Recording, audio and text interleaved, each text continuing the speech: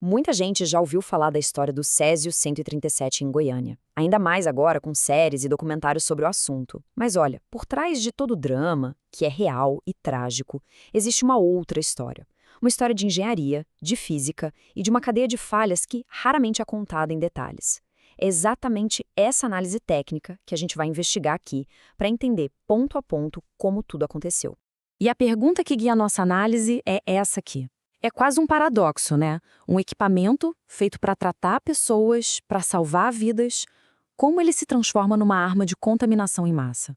Para responder, a gente precisa olhar para esse caso como uma investigação forense, focando não só no porquê aconteceu, mas em como isso foi tecnicamente possível. Bom, toda investigação começa pelo começo, pelo objeto central do incidente. E nesse caso, as características físicas da fonte radioativa foram, sem dúvida, um fator decisivo para o tamanho que essa tragédia tomou. E aqui está o primeiro ponto crítico. O material radioativo não era uma peça de metal, um bloco sólido. Era cloreto de césio, um pó. Pensa num sal de cozinha bem fino. A facilidade com que um pó assim se espalha é gigantesca. Gruda na roupa, na pele, o vento leva.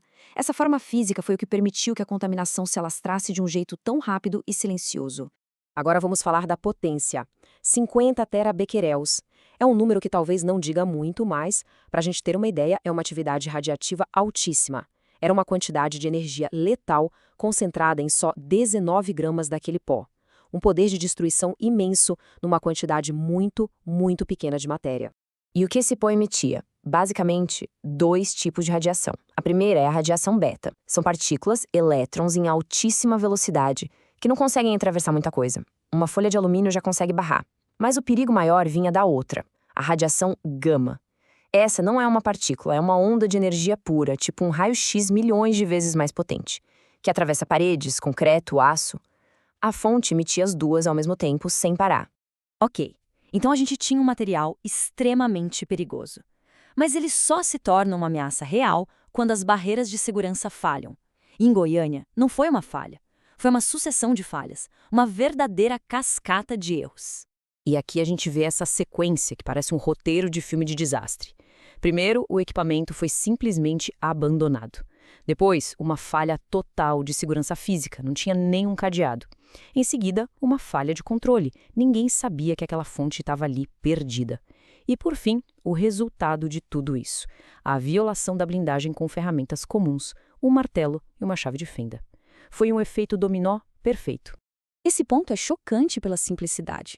Um lugar que abriga um material desses precisaria, no mínimo, de muros altos, portões trancados, placas de aviso de perigo radioativo por toda parte. Mas não tinha nada. A primeira e mais básica camada de proteção, que é simplesmente impedir que alguém chegue perto, era inexistente. O caminho estava livre. E isso nos leva a um conceito técnico fundamental: defesa em profundidade. Equipamentos como esse são projetados com várias camadas de proteção, como uma série de cofres, um dentro do outro.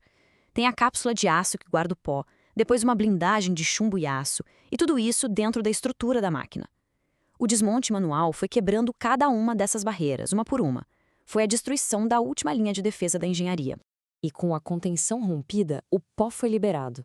Junto com ele, veio um fenômeno visual que, tragicamente, acabou fascinando as primeiras pessoas que tiveram contato: o tal brilho azul.